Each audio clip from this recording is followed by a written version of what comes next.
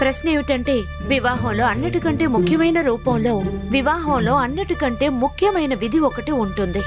అది వివాహంలో తీసుకునే 7 అడుగులు.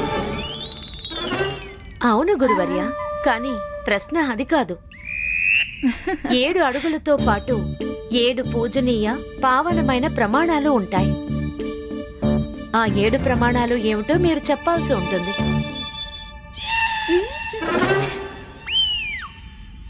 గురువర్య, మీతోనే ప్రారంభిస్తాను. ఎందుకంటే అందరికంటే ముందు మీరు గంట మోగించారు. నాకసలు 7 ప్రమాణాలు గుర్తులేవు. పండిత రామకృష్ణ వైపు తోసేస్తాను. మహారాణి చిన్నాదేవి, మొదటిగా నేను గంట మోగించాను నిజమే, కానీ ఆ సమయంలో మీ ప్రశ్న పూర్తి కాలేదు కదా. అందుకని తప్పు నాదే. మీరడిగిన ప్రశ్న పూర్తవ్వగానే ముందుగా గంటను పండిత రామకృష్ణ మోగించారు. అది అందరూ చూశారు. అందుకని మొదటి అవకాశాన్ని నేను పండిత రామకృష్ణకు ఇవ్వాలనుకుంటున్నాను. అదే సరైన న్యాయం అవుతుంది కూడా. మంచిది గురువర్య. బతికిపోయాను. మహారాణి, అనుమతిస్తారా?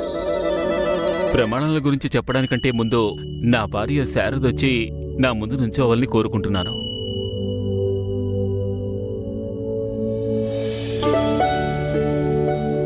ఏడు ప్రదక్షిణాలంటే సప్తపది. 7 ప్రమాణాలతో చేస్తారు. అది మాకు కూడా తెలుసు పండిత రామకృష్ణ.